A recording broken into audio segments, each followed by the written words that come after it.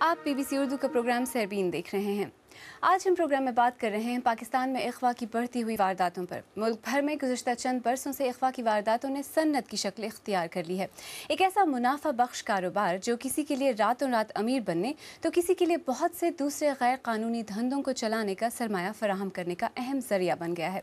ملک میں اس وقت اغوا کی وارداتوں کی مجموعی صورتحال کیا ہے اور اغوا کی وارداتوں پر قابو پانے میں کیا رکاوٹیں ہیں؟ لاہور سے شمائلہ جعفری کی رپورٹ۔ الیکشن مہم کے عروج پر سابق وزیر اعظم یوسف رضا گیلانی کے بیٹے علی حیدر گیلانی کو ملتان کے اس نواحی علاقے سے اس وقت اغوا کیا گیا جب وہ اپنی الیکشن مہم میں مصروف تھے۔ ابھی تک علی حیدر کا سراغ نہیں لگایا جا سکا۔ جو بیسک فیکٹس جو ہیں جو کہ بالکل انیشلی ہمارے پاس اویلیبل ہی نہیں تھے، وہ ہم نے اسٹیبلش کر لی ہیں۔ چیزیں ہم اسٹیبلش، گاڑی کون سی تھی، کتنے لوگ تھے، موٹر بائک تھی، کیا پوزیشن تھی، کدھر سے لوگ آئے، ان کی ویڈیوز ایکوائر کرنا، وہ ساری چیزیں ہم نے کر لی۔ پولیس کے دعوے اپنی جگہ، لیکن تقریباً 2 برس پہلے لاہور کے اس علاقے سے سابق گورنر پنجاب سلمان تاثیر کے صاحبزادے شہباز تاثیر کو اغوا کیا گیا اور اتنا عرصہ گزر جانے کے باوجود وہ ابھی تک بازیاب نہیں ہو سکے۔ ہائی پروفائل کڈنیپنگ کے علاوہ پنجاب میں چھوٹے پیمانے پر بھی پیسے کے حصول کے لیے اغوا کی وارداتیں عام ہیں۔ نہیں پتا تھا کہ اتنا سنگین جرم ہم کر رہے ہیں، ہم لالچ میں آ گئے۔ یہ پہلی اور آخری زندگی میں یہ پہلی اور آخری غلطی تھی۔ میرے 5 بچے ہیں چھوٹے چھوٹے۔ بڑے شہروں میں موجود اغوا کاروں کے ان گروہوں میں خواتین بھی شامل ہیں جو بعض اوقات تو مغویوں پر تشدد میں بھی ملوث ہوتی ہیں۔ جتنا انہوں نے مجھ پہ ظلم تشدد، اس لڑکی نے مجھے اتنے ہنٹر میرے منہ پہ رکھ کے ایسے اتنا مجھ پہ سب نے ظلم کیا ہے، اتنا ظلم کیا ہے کہ میں سوچ بھی نہیں سکتا کہ ایک انسان، حیوان کے اوپر بھی انسان نہ ترس کھاتا ہے۔ کراچی میں متحرک اغوا کاروں کے گروہ تو اب وارداتوں کے لیے روایتی طریقوں کے ساتھ ٹیکنالوجی کا استعمال کرتے بھی دکھائی دے رہے ہیں۔ حال ہی میں سماجی رابطے کی ویب سائٹ کو استعمال کرتے ہوئے بچے کے اغوا کے واقعے نے سب کو حیران کر دیا۔ سوشل میڈیا کا جو ایک سیلاب امڑ آیا ہے اور سوشل میڈیا پر بھی اس قسم کے واقعات کی بھرمار، اس قسم کی شارٹ موویز کی بھی بھرمار، وہ بھی میں سمجھتا ہوں ایک ٹریننگ گراؤنڈ بنتی ہیں اور اس میں تشدد کا ایلیمنٹ جو ہے وہ ایک نفسیاتی طور پر ہمارے لوگوں میں زیادہ آ جاتا ہے۔ لیکن ملک بھر میں ہونے والی اغوا کی بہت سی وارداتوں کے تانے بانے خیبر پختونخوا اور خاص طور پر قبائلی علاقوں کے مسلح گروہوں سے جڑے ہیں۔ دہشت گرد تنظیمیں کچھ افراد کا اغوا نظریاتی اختلافات کے باعث جائز سمجھتی ہیں، لیکن اغوا کی ان وارداتوں کے پیچھے کئی اور محرکات بھی کار فرما ہیں۔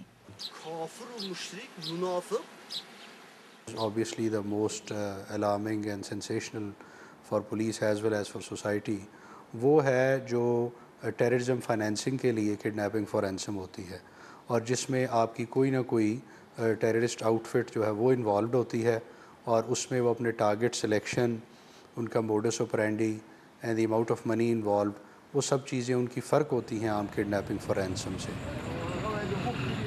ماہرین کا خیال ہے کہ گزشتہ دہائی کے دوران ملک میں مجموعی طور پر تشدد کے واقعات بڑھے ہیں اور جرائم پیشہ افراد کو ایسی فضا ملی ہے جس میں وہ زیادہ آسانی سے مؤثر انداز میں کام کر سکتے ہیں۔ شمائلہ جعفری، BBC لاہور۔ اسی بارے میں شمائلہ جعفری نے سابق DG نیشنل پولیس بیورو اور سابق additional IG Punjab doctor Waseem Kausar سے بات کی اور ان سے پوچھا کہ اغوا برائے تاوان کی وارداتوں میں اضافے کی کیا وجوہات ہیں۔ کڈنیپنگ فار رینسم پاکستان میں شروع ہوئی ہے، وہ بیسیکلی جہادی تنظیموں نے شروع کی وین there واز افغان وار۔ پہلے ہوتا یہ تھا کہ موسٹلی یہ جتنی بھی جہادی تنظیمیں تھیں ان کی جو فنڈنگ تھی وہ ڈرگ منی سے ہوتی تھی، اور اس میں کوئی مطلب شک نہیں ہے کہ سپر پاورز نے بھی جو افغانستان میں وار لڑی ہے وہ ڈرگ منی پہ ہی لڑی گئی ہے۔ اس کے بعد ایسا ہوا کہ جب افغانستان میں حالات چینج ہوئے اور ایک سپر پاور کی جگہ دوسری سپر پاور آئی، تو منی لانڈرنگ کے بڑے اسٹرکٹ قسم کے لاز دنیا میں انٹروڈیوس ہوئے، جس کی وجہ سے ڈرگ منی کی ٹرانسفر جو ہے from one place to the other وہ ناممکن ہو گئی۔ اب ان آرگنائزیشنز کی فنڈنگ کے پرابلمس شروع ہو گئے، اور اس گیپ کو پورا کرنے کے لیے کڈنیپنگ فار رینسم جو ہے اس کو پھر جو ہے یوز کیا گیا۔ تو کیا ہمارے سوشل سیٹ اپ میں بھی کوئی پرابلم ہے کہ اس طرح کے مسائل جو ہیں یہاں اتنی آسانی سے جڑ پکڑ جاتے ہیں اور انہیں روکنے والا کوئی نہیں؟ سوشل سیٹ اپ میں جو کڈنیپنگ فار رینسم کی بڑی اسپیئرنگلی واقعات ایسے ہوتے ہیں کہ when there is a big gap between the people who are filthy rich, اور ہماری جب ینگ جنریشن ان کو دیکھتی ہے تو وہ ایک قسم کا اس سے امپریس ہوتی ہے، وہ وہی لائف سٹائل، وہی لائف کا سٹینڈرڈ اچیو کرنا چاہتے ہیں. تو کچھ ینگسٹرز نے یہ اٹیمپٹس کی ہیں ہمارے معاشرے میں، ٹین ایجرز نے بھی آپ کہہ سکتے ہیں، کچھ ینگسٹرز نے کہ انہوں نے کسی کو کڈنیپ کیا، اپنے ایون فرینڈس کو نارملی جو کہ ویل آف تھے ان کو کڈنیپ کیا، and they try to get money out of them. But یہ آپ دیکھیں تو 100 میں ہارڈلی میرے خیال 1 یا 2 اس طرح کی انسیڈنٹس ہوئے ہیں.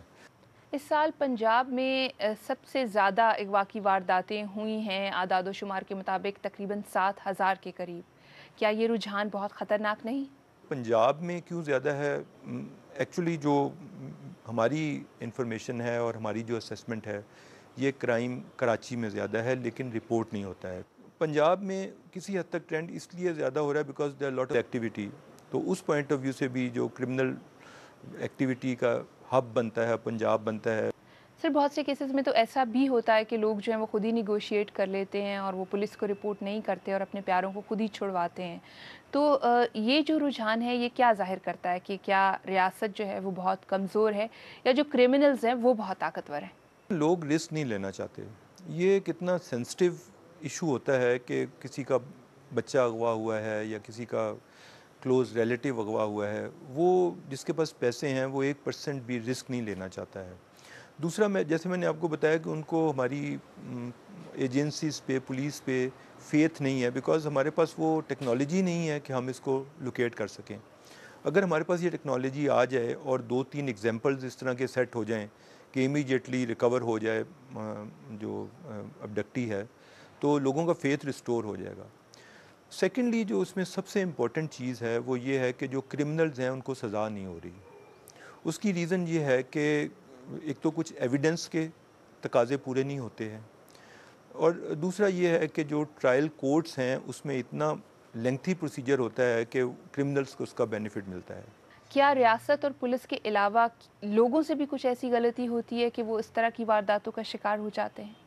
میں نہیں سمجھتا لوگوں کا اس میں قصور ہے because it is not a sociological crime. نہ ہی کوئی یہ انوائرمنٹل کرائم ہے کہ کوئی کسی انوائرمنٹ کی وجہ سے یہ کریٹ ہو رہا ہے. یہ تو ایک اسپیسیفک ٹاسک ہے جس کے لیے یہ کرائم کمٹ کیا جا رہا ہے.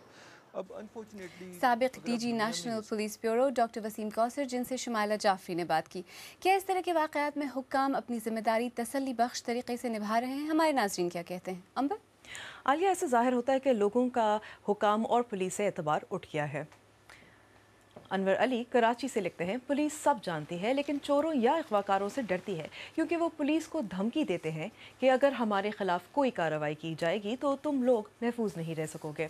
جبکہ کراچی سے ہی محمد عالم لکھتے ہیں، پولیس مکمل طور پر جرائم پیشہ افراد کے ساتھ ملی ہوئی ہے.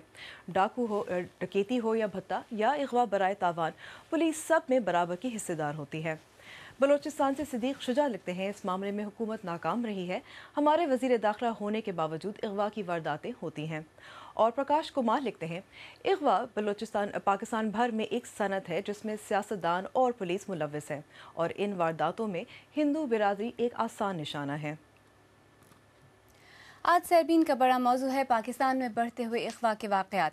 سرکاری اعداد و شمار کے مطابق اس سال کے پہلے 6 ماہ میں 9,000 سے زیادہ اغوا کی وارداتیں پیش آئی ہیں.